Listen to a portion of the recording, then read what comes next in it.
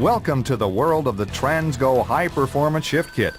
This video presentation will show you step by step how to beef up your Turbo Hydromatic 700 transmission fast and easy with a Transgo Performance Shift Kit. You'll love it. This transmission is about to come alive. Good idea to refer to the written instructions while you are watching this installation video. This video shows step-by-step installation of the Performance Shift Kit. Notice here on the front page, you need to make a choice between automatic and stick shift. Automatic and stick shifts are similar installations except for a few steps where the instructions will say stick shift only. We have chosen automatic shift for this installation video, so we'll circle automatic right here. For those of you that are installing the stick shift version, we will remind you of stick shift steps as you go through the video. Notice you will see stick shift written in the lower left corner of the screen when the stick only item comes up. This video shows a typical installation. Its purpose is to help you install this kit with confidence. Follow these rules to make your installation an enjoyable experience. While viewing this tape, stop the tape often to absorb the written instructions. Finish and review each step before moving on. When installing automatic version, do all the steps except stick only. When installing stick shift version, do all the steps including stick only. When installing springs, follow instructions for size, location, and color. When drilling any holes, follow instructions for proper sizes. When plugging any holes, follow instruction for proper chamfer, size, and location. Plugs are sometimes drilled to a specific orifice size. Before you install this kit, read page 11, Cautions, Customizing, and Optional Items. These are the typical tools required to do the installation. First, let's road test the vehicle to see if the transmission is in good working condition. We just want to be sure that it has 4 forward gears and reverse.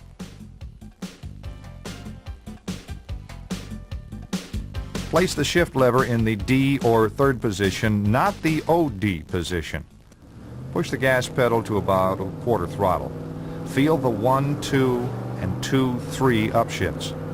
Then, at 45 to 50 miles an hour, move the lever to the overdrive position to feel 4th. This will tell us if the valve body is working normally. Then try some upshifts at 3/4 throttle to see if the clutches and band are in normal condition. They're holding okay. Let's get started. Release the hood latch. Let's raise the hood, remove the air cleaner, and put it on the bench. Remove the dipstick and disconnect the TV cable like this.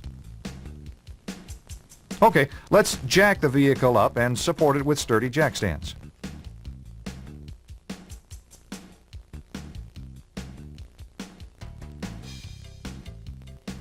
Before we go under the car, let's gather the required tools.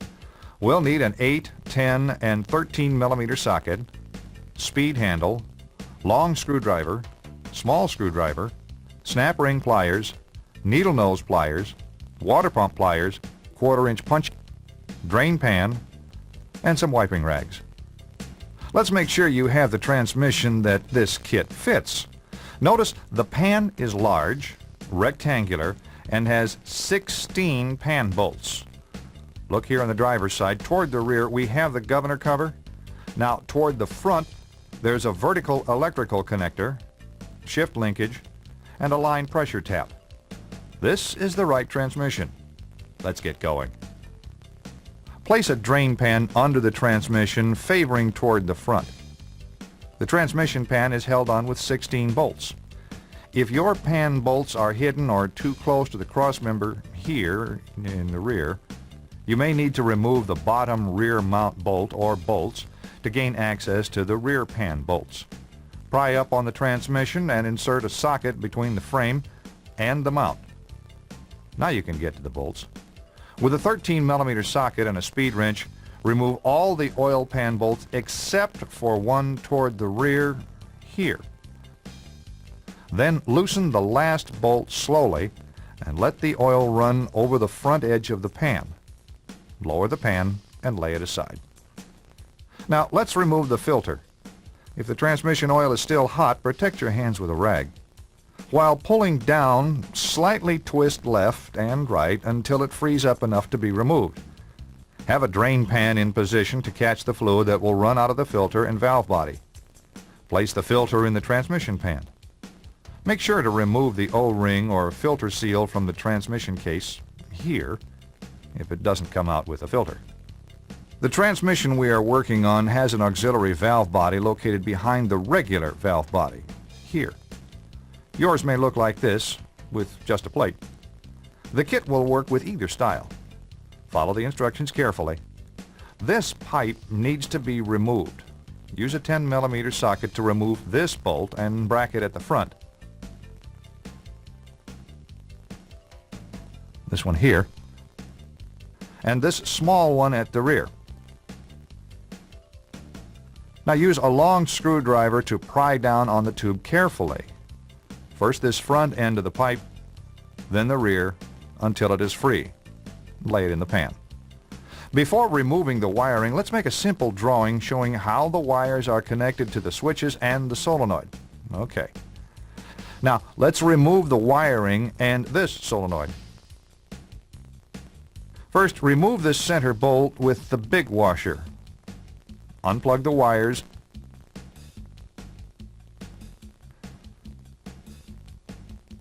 and remove this bolt holding the terminal switch.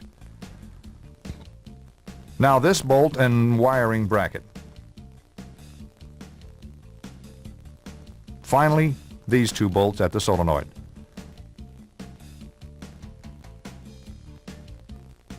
Now carefully pry down with a slight twisting motion to remove the solenoid, like this.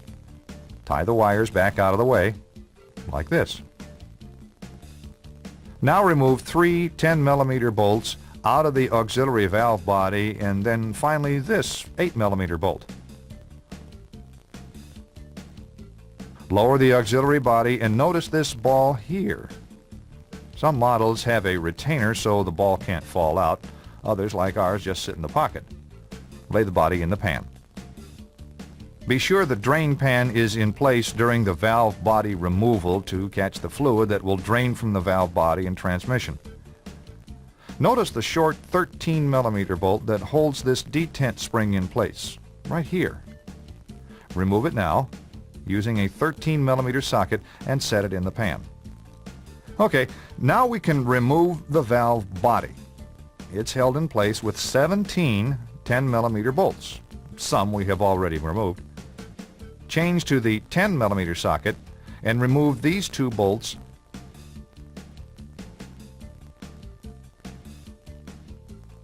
and unhook the TV linkage and wire. Set them in the pan.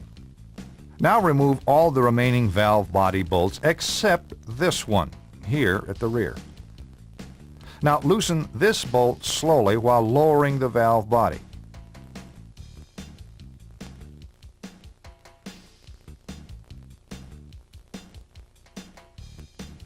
To remove the manual lever link, keep lowering the valve body until the link becomes vertical.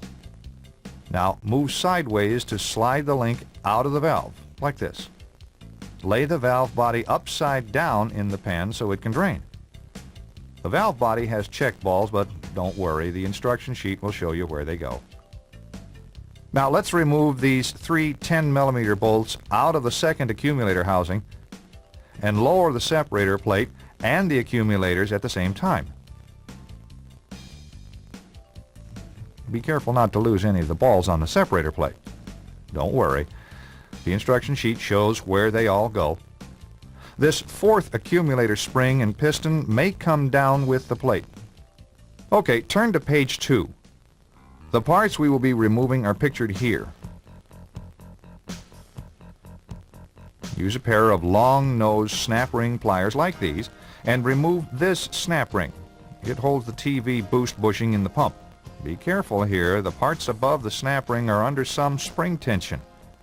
Carefully push up and release a few times so the bushing will come down without sticking. Remove the two boost bushings and valves along with the pressure regulator spring and valve. Use a pair of needle nose pliers to remove the pressure regulator valve if it doesn't come down. Now let's take the pan with these pump parts and valve body parts to the bench.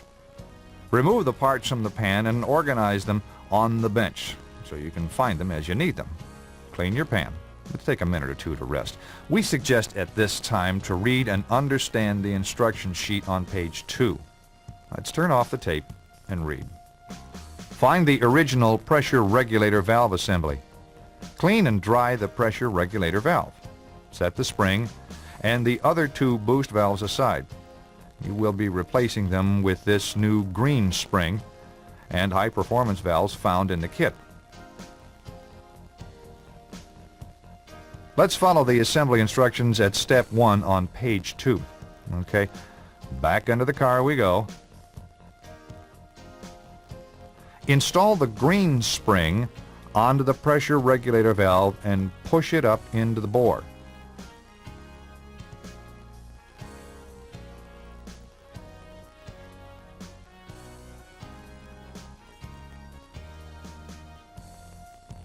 Then this new intermediate reverse boost valve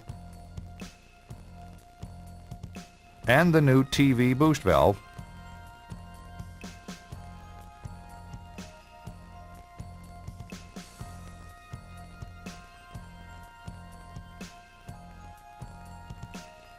Finally, the snap ring. Use a screwdriver to hold the assembly in place while using the snap ring pliers to install the snap ring.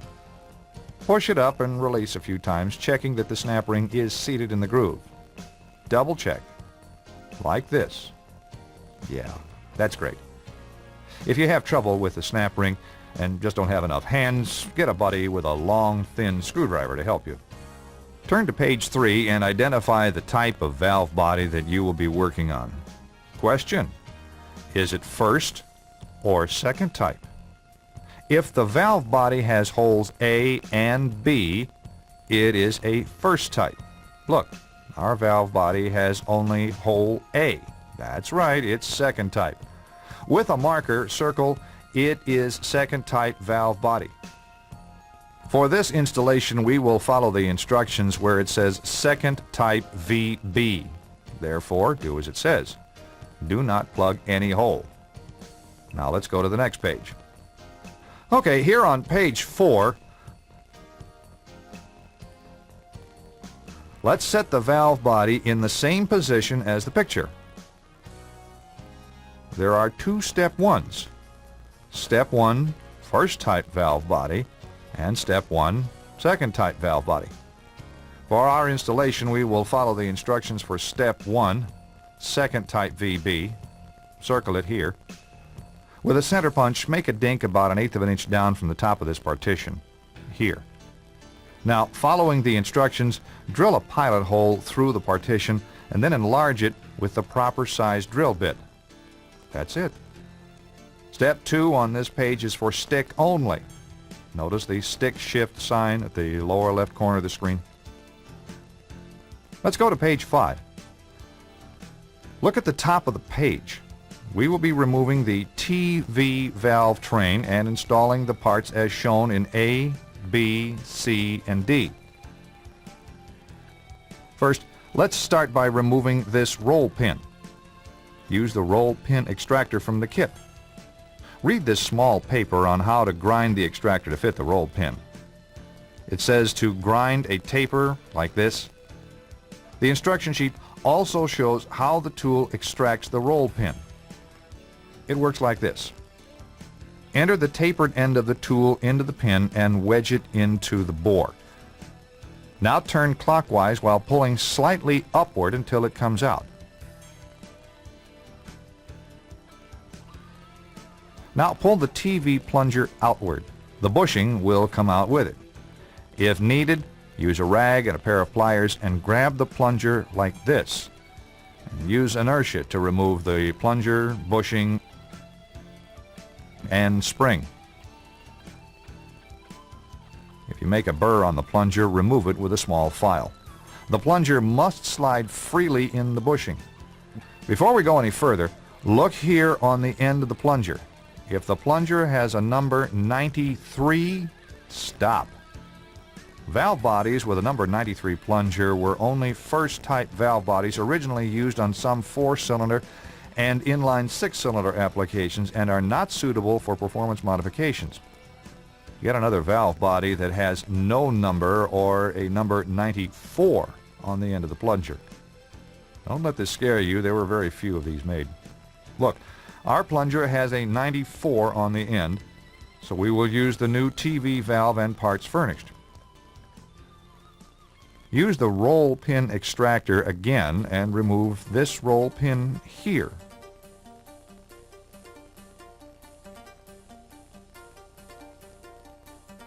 Like this. And now the valve. Some early models had an aluminum sleeve. If this sleeve rotates or comes out, you will have to line up this slot with the roll pin. Ours does not have the sleeve.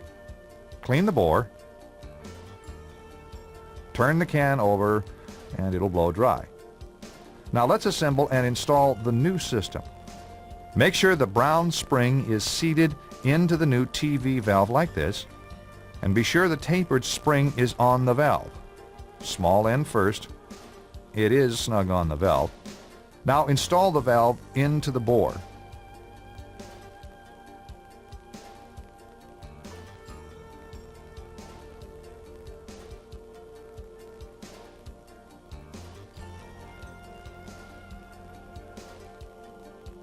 And then the roll pin. Push in until it just is flush with the top of the passage and not deeper. Looks good. Stand this red spring and the original TV spring on end on the bench, like this. We will install whichever spring is tallest. The original one is tallest. Now insert this plunger into the bushing and with a little Vaseline, stick the aluminum shim here. Next, install the TV spring and the silver spacer. Now install the bushing and plunger assembly into the bore while aligning this notch with the hole in the valve body casting.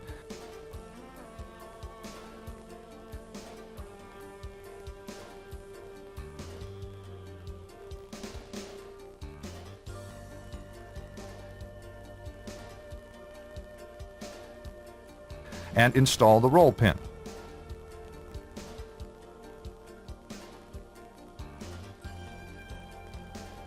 It sticks up a little to help locate the TV paddle bracket.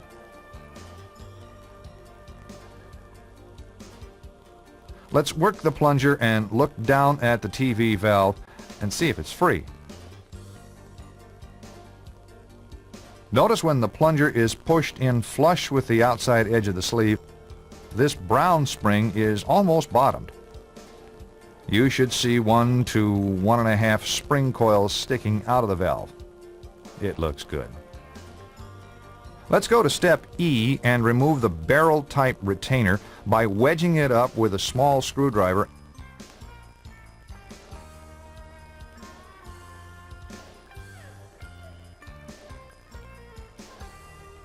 And then removing the plug.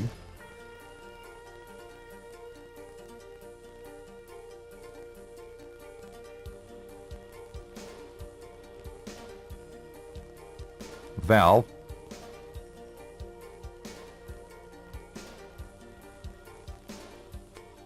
and finally the spring.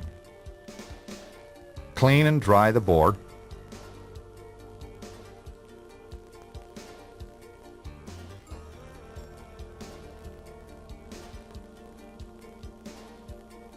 Install this new blue spring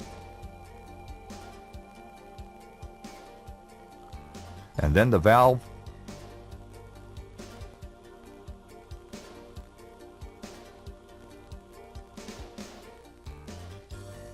plug,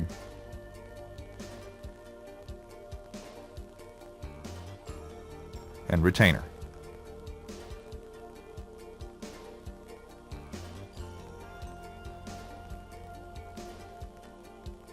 Now let's go to step F, the 3-2 control valve.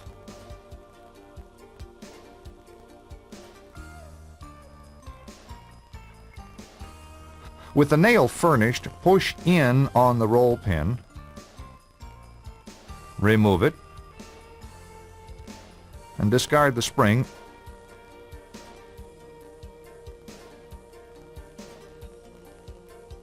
and the valve, like this. Save the pin, you'll need it later. Now go to step G. At the very right-hand end of this passage here, drill down into the 3-2 bore. Start by angling the drill a little to stay against the partition, and then finish drilling straight down into the bore. Look, only drill this far.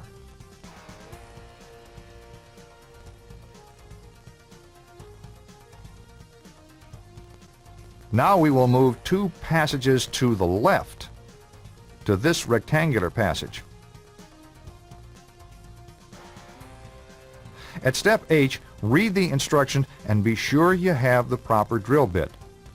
Place the drill bit straight down into the passage, here, and then drill through the bottom of the valve body, like this.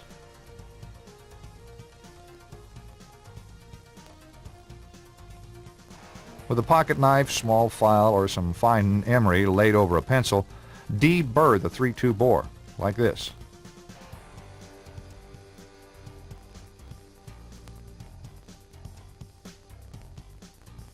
Now, clean and dry the bore.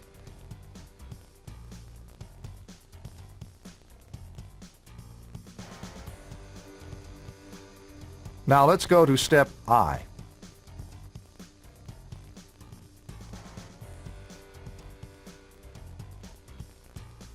Find the 2 new low valves, plugs, and springs. Select the size plug and valve that fits the bore.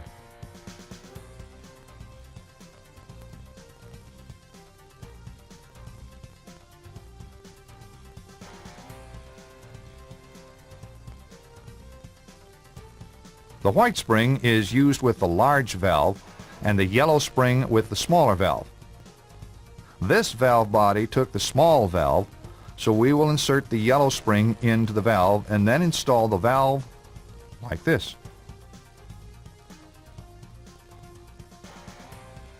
Make sure the valve moves freely. If it doesn't, deburr the hole again. And then install the plug and the roll pin.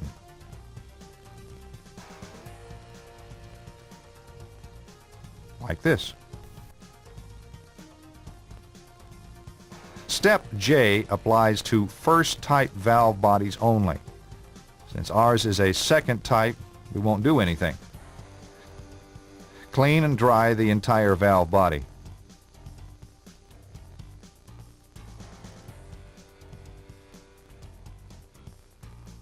Step K shows checkball locations. With auxiliary body, we will only install 2 checkballs in the valve body.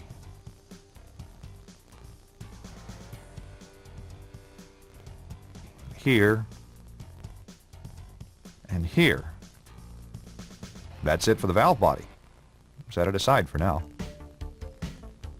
Notice the stick shift sign at the lower left corner of the screen. Let's turn to page 6. It shows a picture of the separator plate. This installation is second type.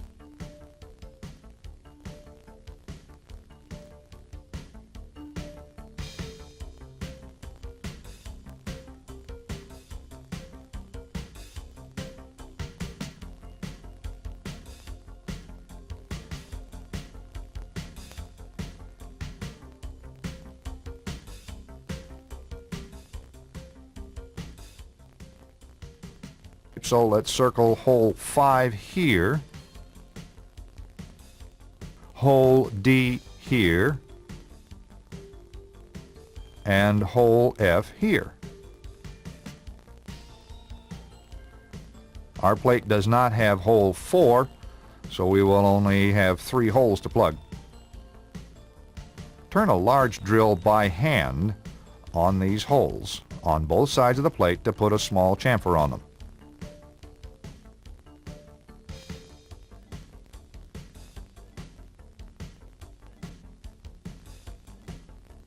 Now find the pack with the aluminum plugs. Here it is.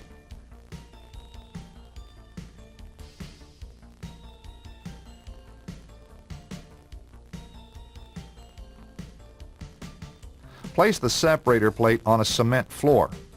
Insert the proper plug into the hole and hit it smartly 3 or 4 times with an 8-ounce hammer like this. Do all 3 of them.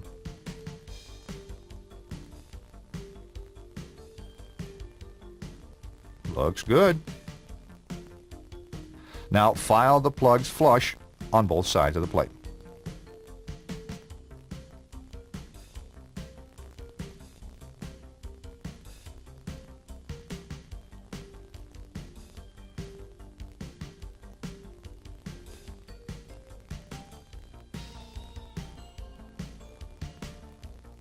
Page 7 shows the holes to be drilled. Let's circle the holes we are going to drill, which are B here, G here, A here,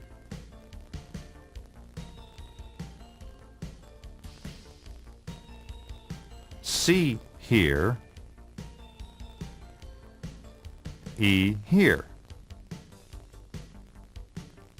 For our second type valve body,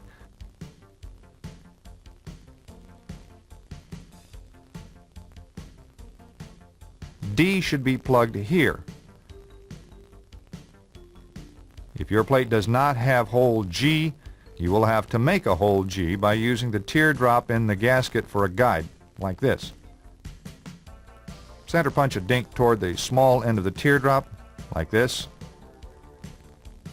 Now follow the instruction sheet carefully. Select the proper size drill bit for each hole and drill them.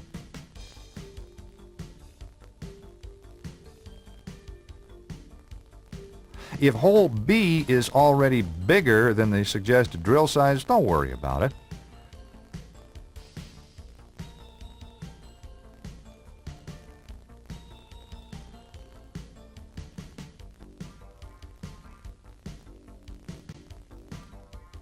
Use a large drill bit and turn it in the holes we have drilled, just enough to knock the burrs off, like this. Clean and dry the separator plate.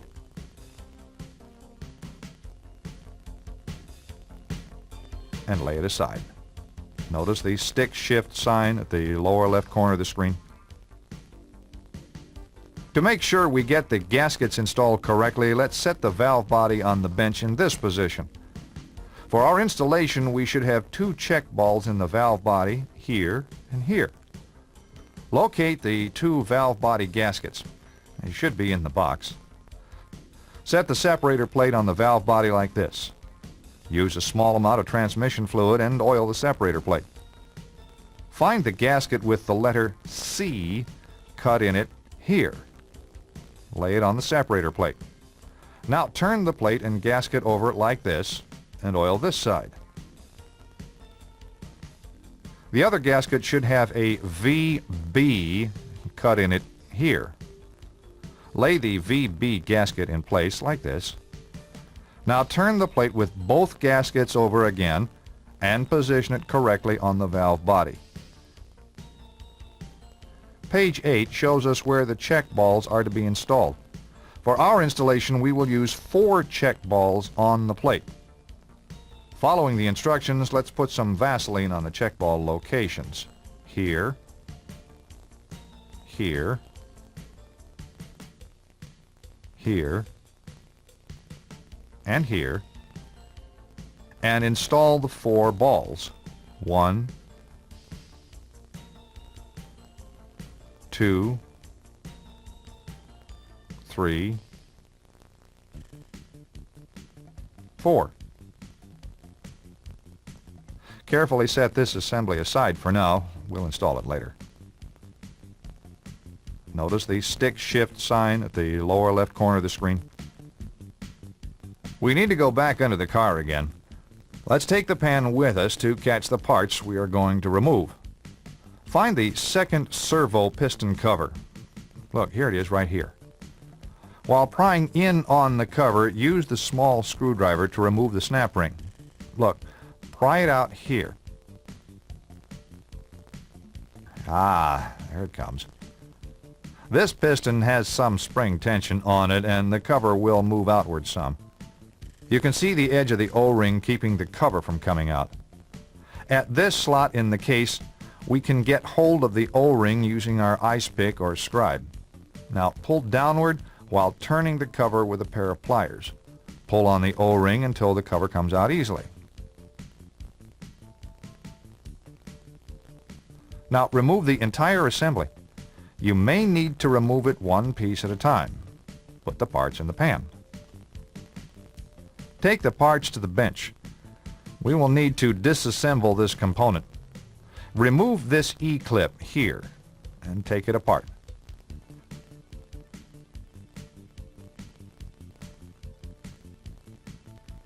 Now we need to remove this snap ring here.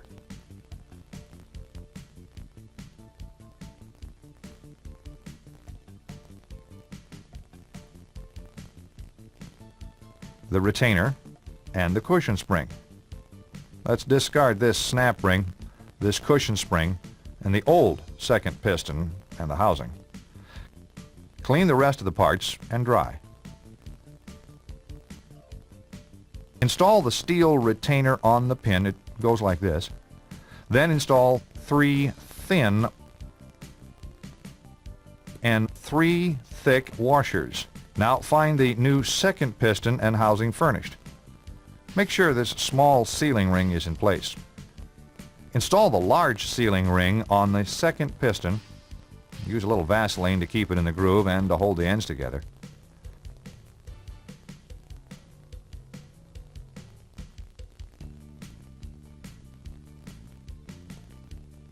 Make sure they overlap like this.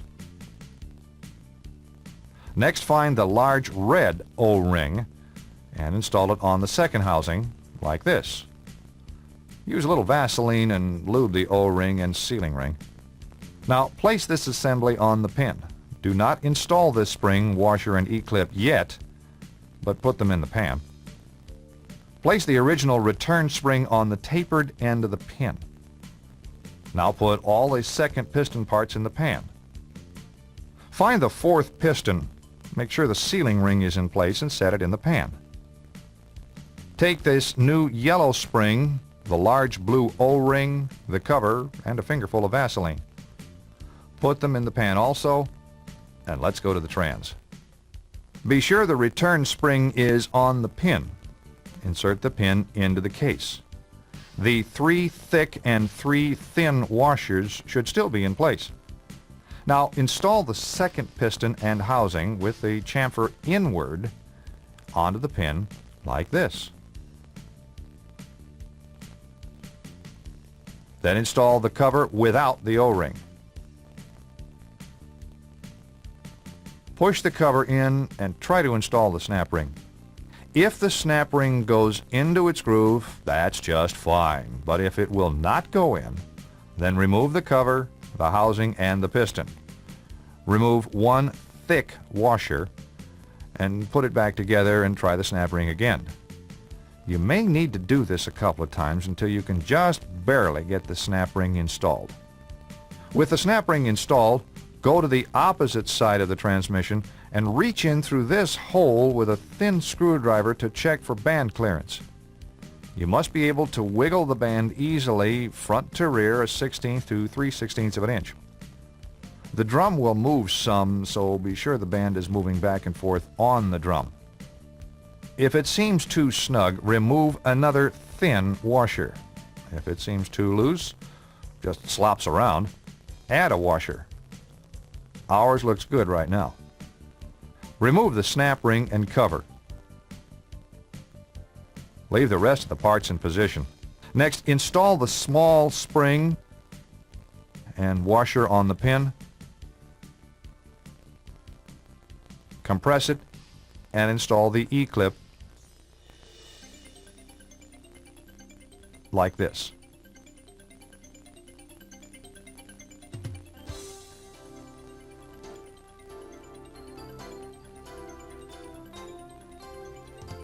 Now, slip the fourth piston onto the pin with the knob outward. Then the new yellow spring. Now install the blue O-ring on the cover and lube it with the Vaseline. Place the cover in the bore, push the cover in, and install the snap ring like this. Recheck the band for clearance. Looks good. Let's go back to the bench. Great. We're getting closer to the finish. Now let's find the tapered plug and the two tapered bushings from the kit. They look like this. Notice the plug does not have a hole in it. The two bushings have small holes in them. Here at A, we will install the tapered plug. At C, we will install the two bushings. Now let's go back under the car. We will install the plug with no hole here inside the fourth accumulator. It goes in the hole closest to the rear of the transmission. Use a 1/4-inch punch and install the plug flush. Now let's install the two bushings with the holes through them in the case. Use the 1/4-inch punch again. These two go flush also. Looks good. Now carefully set the valve body, separator plate, and the valve body bolts into the pan. Locate the fourth accumulator piston and spring and set them in the pan. Clean the second accumulator piston, spring, housing, and bolts. Clean and dry the auxiliary body and pipe. If your auxiliary body does not already have a check ball at this location, put one there. Use a small amount of Vaseline to retain it. Set the auxiliary body and pipe in the pan, along with the bolts and the pipe brackets. We will also need a fingerful of Vaseline. Let's go back under the car to install them. If your transmission has an auxiliary body, there is a check ball in a retainer here. If the ball has fallen out, look, ours has, use some Vaseline to hold it in place while we install the accumulator and the separator plate.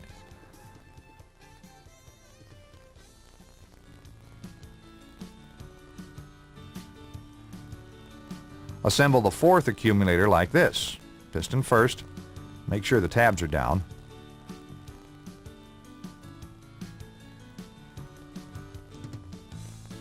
Apply a small amount of Vaseline to the spring and place it on the separator plate. Then lift the separator plate up into place, being careful not to dislodge the check balls or the spring. Use a short bolt from the solenoid to hold things up while we align the separator plate and gaskets and install the Z bolts here and here. Be sure to line up all the holes. Now install the second accumulator assembly and tighten the bolts evenly. Looks good. We can install the valve body at this time, but first remove the Z bolts and the short bolt. Make sure the check balls are still in place and guide the valve body up while hooking the manual link to the manual valve, like this.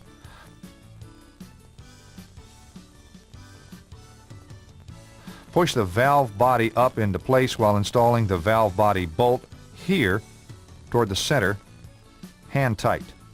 Now install the two Z bolts here and here. Then install the rest of the valve body bolts and tighten them evenly.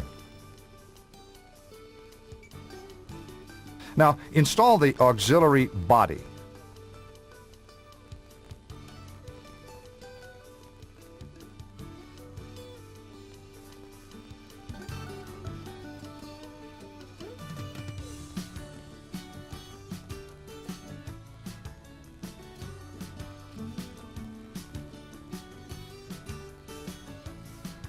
The solenoid is next.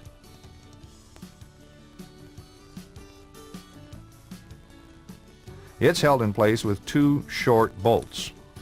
Looks good. Remove the necessary bolts to install the wiring brackets.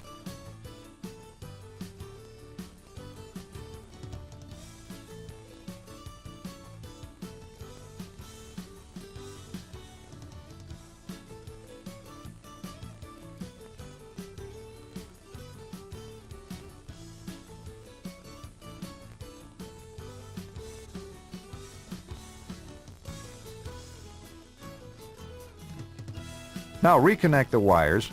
Refer to your drawing if necessary.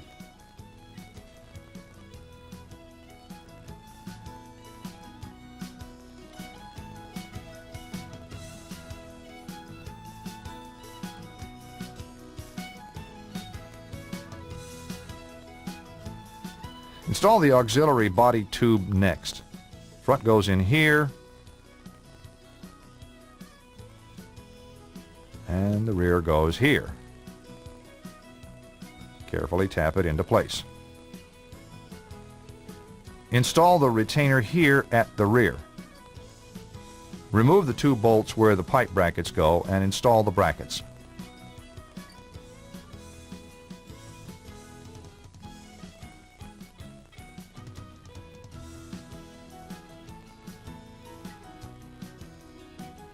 Next, we'll install the TV linkage. Remove these 2 bolts. Hook the wire onto the end of the TV cable.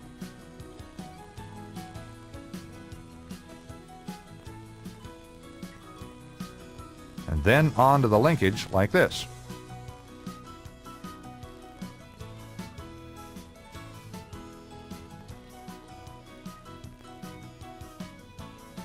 Reinstall the 2 bolts and tighten.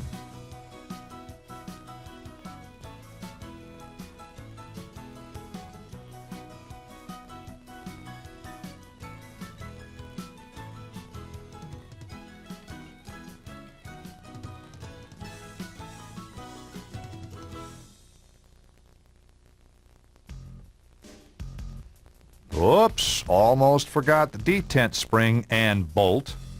Let's do it now.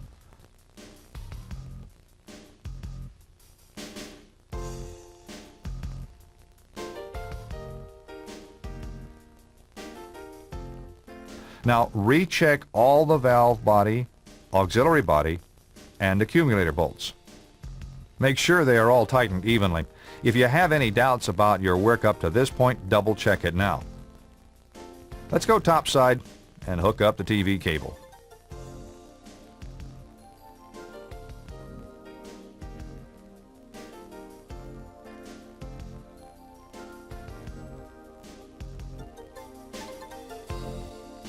Push this TV lock tab and pull the snout toward the carburetor or throttle body as far as it'll go.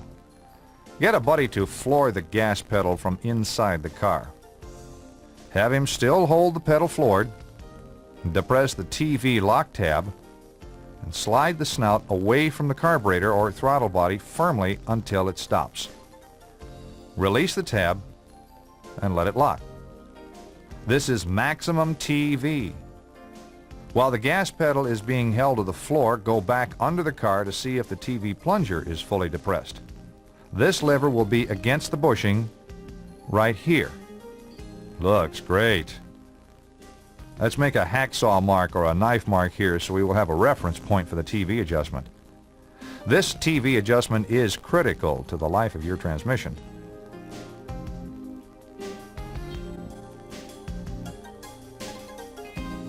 Push this TV lock tab and pull the snout toward the carburetor or throttle body as far as it'll go. Get a buddy to floor the gas pedal from inside the car. Check here to see if the throttle arm is bottomed against its stop. If it's okay, don't worry about it. Look, ours doesn't bottom against the stop, so the throttle cable bracket needs to be bent until it does. While your buddy is holding the pedal floored, you can bend this throttle cable bracket away from the throttle arm until the arm bottoms solidly against its stop. Have him still hold the pedal floored. Depress the TV lock tab and slide the snout away from the carburetor or throttle body firmly until it stops. Release the tab and let it lock. This is maximum TV. While the gas pedal is being held to the floor, go back under the car to see if the TV plunger is fully depressed. This lever will be against the bushing right here. Looks great. Let's make a hacksaw mark or a knife mark here so we will have a reference point for the TV adjustment. This TV adjustment is critical to the life of your transmission. Check the new filter in this area for any cracks. If it's okay, lube the seal and install the filter. Place the pan gasket on the pan and lift the pan into place while starting one bolt at the front and one at the rear like this. Finish starting all the bolts in a few turns.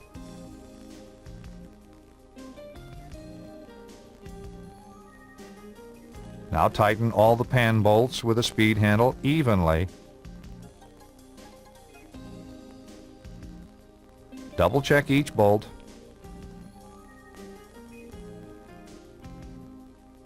Lower the tail of the transmission and install the mount bolt.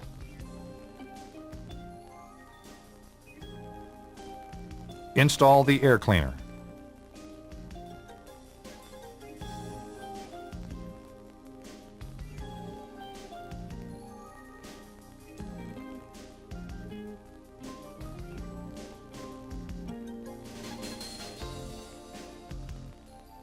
Add 6 quarts of fluid and start the engine. Now immediately add 2 more quarts.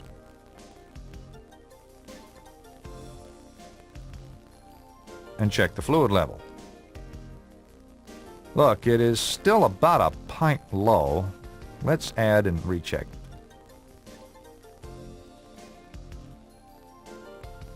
There we go. It is still a little below full. After it warms up, we'll check it again. While the vehicle is still in the air, hold the brake and run through the gears from park to reverse, neutral, D4, D3, second, and now first. Let's move the selector to D4 and accelerate, checking for upshifts. As it shifts, watch the speedometer change speeds. There's 1-2 shift, the 2-3 shift, and finally the 3-4 shift. Okay, we can lower the car. Double check the fluid level. It's right here, just below the full mark. Let's road test the vehicle and check its new performance. Start with some light throttle upshifts and feel for the 1-2, the 2-3, and the 3-4 shift. This will tell us if the valve body is working normally. Do we have good, quick, crisp shifts with no delays? Now try some upshifts at 3/4 throttle to feel how the shifts get firmer with throttle. This one is really great. Let's go have some fun. Yes, this transmission has come alive.